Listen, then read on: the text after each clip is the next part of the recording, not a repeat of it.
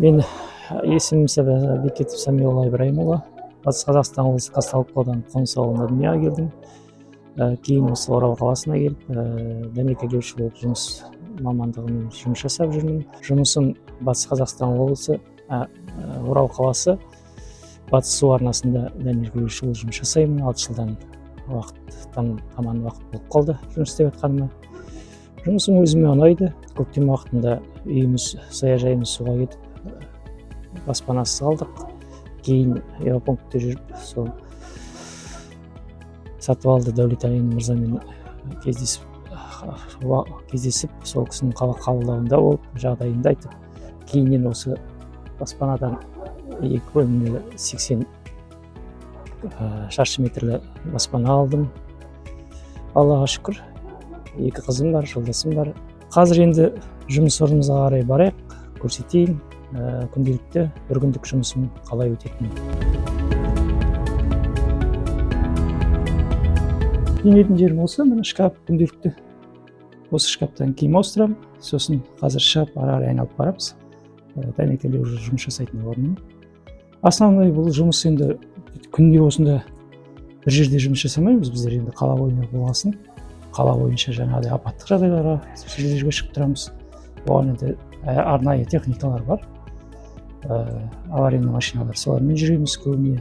Мына жерде кислородтарым, пропандарым, құралдарым, сыртқа қала бойынша КНС-тер бар, тағы да осындай сорғы КНС-тер. Солардың жұмыстары 24/7 уақыт жұмыс жасап тұру үшін мынандай аварийный көлікпен жүреміз. Мына көліктің ішінде де арнайы сваркамыз бар. Міне осы сваркамен жаңағы апаттық жағдайлар болғанда, аварийный сол кезде осы дәнекерлеу жұмыстарын осы аппаратпен жұмыс жасаймын.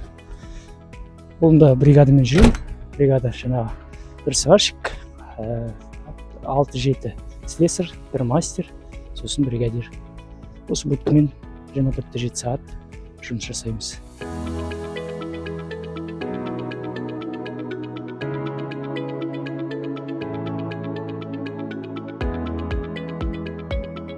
Мынау бізге пластик трубаны өткізген кезде басына салатын граната. Мынадан пластмасс трубаны салып, ішіне бекітіп, сосын сүйреміз. Итерген кезде пластмасс труба құбырдың ішіне мусор, еш түрлі топырақ кірмес үшін әдейі арнайы жасалған.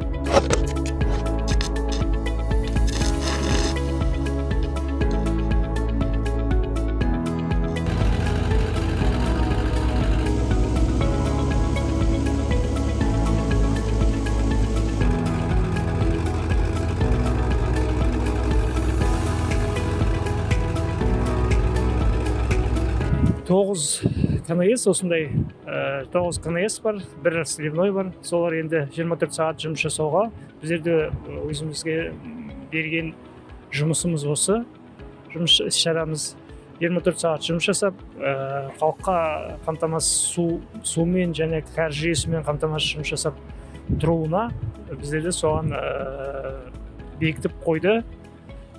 Жұмысымыз осы. Енді жұмыс болғасын болады ғой, бәрі де енді ол жұмыстың оңайы да бір жеңіл де болмайды. Анда-санда осындай авария да болады. Құбырлар деген енді 50 жыл болған құбырлар ғой. Оның өзін тозған кездері болады. Құбыр ауыстырамыз, экскаваторлар келеді, жаңағыдай кран жұмыстары болады. Ол в общем, жалпы енді жұмыстан негізі білмеймін, өз басым, өз жұмысым өзіме ұнайды. Енді ол арланатын жұмыс емес, семья асырау керек.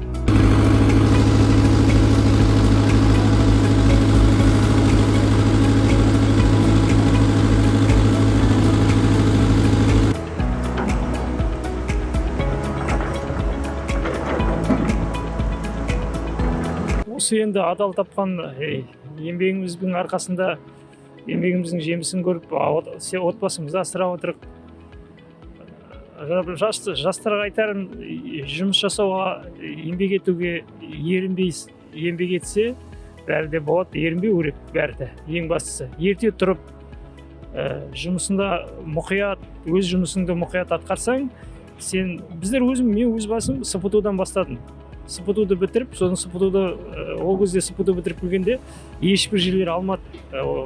Жаңағыдай еңбек өтіліңіз жоқ, тағы не жоқ, СПТУ бітірген деп. Содан кейін өз-өзіңді көрсету үшін жаңағыдай құлшынып, жаңа өзім бір мақсат қойып, мен неге қолымнан келмейді, мен неге осында мен сияқты адамдар жұмыс жасап жатыр, мен неге олай жұмыс жасай алмаймын деп, сондай 3-ші разрядтан бастадым ғой. Енді Құдайға Аллаға шүкір, қазір 21 жыл стажым бар. 6-ші разрядта кәдімгі білімді дипломы бар, білімді маман иесі болып шықтым. Бірінші СПТУ-дан сол 3-ші разряд болдым. Одан кейін Қазтрансгаз аймағында несінен қосымша оқып, солардан мамандықтардан 4-ке көтеріп, содан кейін 5-ке көтеріп, соны сөйтіп қазір Аллаға шүкір 6-ші разряд, 21 жыл стажыммен. Өзіңе, ең бастысы өзіңе байланысты. Өзің еңбек етіп, құлшынып, бір ынта болса адамда, ынта болса ол бәрі де адал еңбекпен, адал іспен жасалынады, бәрі табылады.